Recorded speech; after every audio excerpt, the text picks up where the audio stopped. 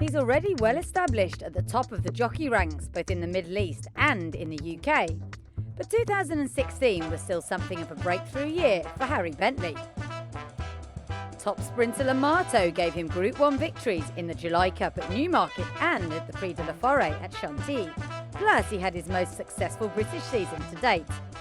So it was time for another chat with Harry on the outdoor terrace of Maidan's The Cube restaurant. So I suppose we should start by saying welcome back, because you've been in America, of course, for the Breeders' Cup meeting, and now you're back here.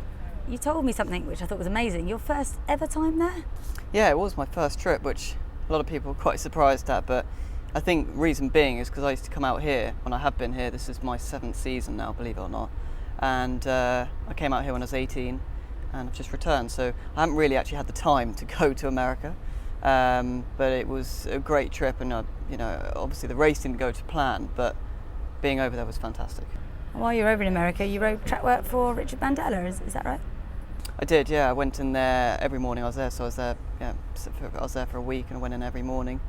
And just saw kind of how they do it differently. And he was a very nice man, and obviously a Hall of Fame trainer over there. So it was good to be in with a good person. Did you pick up anything? A lot of people who've been to America say that they learn about timing, perhaps. Well, I didn't do much fast work, because I think he took it quite easy on me, and it was obviously everything leading up to the big day, so he didn't really have many working. But it's just the whole being on the track and have horses doing their fast work on the inside of you, and it's totally different to European style of training. So it's interesting to see that other aspect.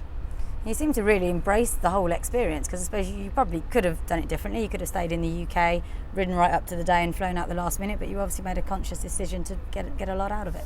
Yeah, well, I think, the season's wrapping up in England, it was that week, and I actually had a 2-day suspension coming up, so I thought, to be quite honest, instead of kind of going to Chelmsford or Newcastle, I may as well make a week of it, soak up the atmosphere. Like I said, I've never done it before, and ride a bit of track work. So yeah, I made a trip out of it and really enjoyed it. And the race itself, you were there, of course, to ride Limato in the mile. Never going to be an easy race to try and win. I didn't think he quite stayed, but you were the one on board. I'd probably agree with that. I think when you've got a round track like that, especially, it's a very tight track, and you expect them to. No matter how many replays you watch, which I did, you don't realise quite how ferocious the speed is that they go, and they go flat out. Where our style of racing, they just take a pull into the bends, get a bit of a breathe and go again. They seem to just go a continual, quick gallop the whole way. And I think just not being able to get a breather into him probably did just stretch his stamina. And I know it was a very quick time. I think it was a Breeders' Cup record, not just for Santa Anita, but anywhere, any of the tracks in the Breeders' Cup. So obviously a very fast pace, and I think that was probably just the undoing of him, just that fast pace. But prior to that, of course, he'd had a brilliant season for you, hadn't he? And you sort of acquired the ride at the start of the year, is that right? Yeah, a great horse to have picked up. America, like I say, didn't go to plan, but I think it takes nothing away from what he's done all season, and obviously in my estimation certainly doesn't go down in any way. But I got the ride. I knew I was going to have the ride this time last year, and so I had something to go back to England, really looking forward to. And we started campaigning him over a mile to begin with in the Lockinge, and then we kind of realised, let's bring him down. There are so many options in the calendar for a horse of 6 furlongs.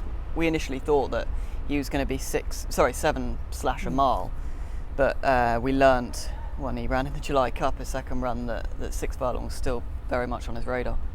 Talk to us about Limato's win in the July Cup. There's obviously plenty of Group 1 winners before over in Qatar, but riding one on home soil must have been pretty special. It was amazing.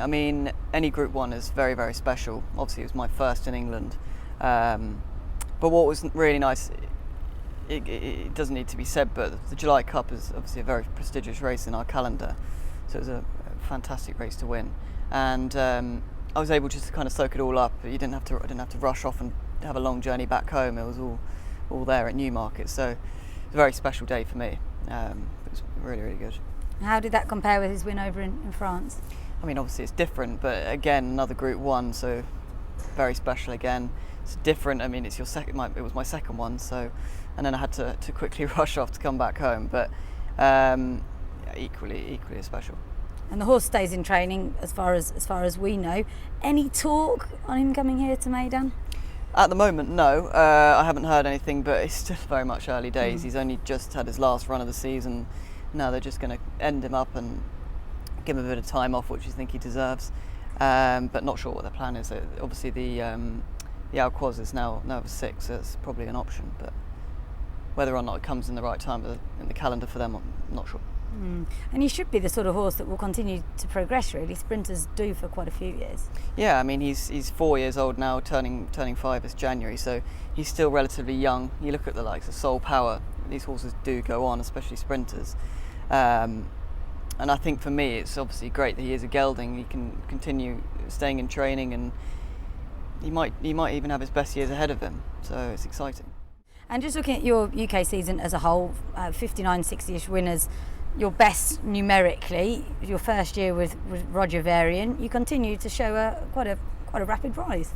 Yeah, I think every time I go back, I don't set myself any target on number of winners, but I really always like to beat my previous tally, so I marginally did it this year, but I'm pleased I got ahead of that. And yeah, I'm happy with how it went. I mean, obviously my 2 big winners were very special and very important, but I had plenty of other winners and struck up a good bond with Roger, which I was going into the season with, which I think went well. I mean, he made it pretty clear to everyone that he went through a period where the horses weren't right, and I know the virus went round Newmarket and had an effect on a few yards, but Roger's got hit quite hard with it, and obviously that affects my number of winners, which I get, but even so, my agent Paul Clark did a very good job getting me some outside rides. And if someone said to you, right, you're going to go back end of March, you can have 150 winners, 200 winners, challenge for champion jockey, or you can have 4 Group 1 winners, what would be the choice? Oh, it's a very tough one. It's a hard one to answer, really. I mean, either would be nice. I mean, Group 1 winners are really where it counts, I think, so might just lean that way, but I'd have to have a think on that one. I should ask Ryan Moore, because he can probably do both. Yeah. And now you're back here, basing yourself in Dubai and going to Qatar for their racing. Yep, doing the same as I did last year. Be based over here with Saeed Ben Saror riding out, and then go over on Tuesdays and Thursdays. So looking forward to it. I haven't been yet, so coming up this week I'm going for the first time, and I've got plenty of rides. So linking up with Jassim Ghazali again, which I'm looking forward to. We've got some nice horses, which I know they bought some very good sorts at the sales. So we've got good ammunition and hopefully another good season. And you'll be trying to reclaim your champion title? Yeah, absolutely. Yeah, I've got some, like I say, I've got some very good ammunition, so I don't see why that won't happen again. And Jassim's surely going to be flying, so looking forward to it. Why is he so successful over there, do you think? Is it because he's buying the right sort of horses? Is he getting them fitter than everyone else? Oh yeah, I mean, he's obviously, he knows how to work the track. I think he's certainly buying the right horses. He's got a very good owner behind him with Shael Al-Khawari amongst others. And yeah, they spend the money at the sales and buy some very nice horses. So the sorts of horses coming into Qatar is definitely improving each year, and I feel like it definitely gets more competitive each time I go. So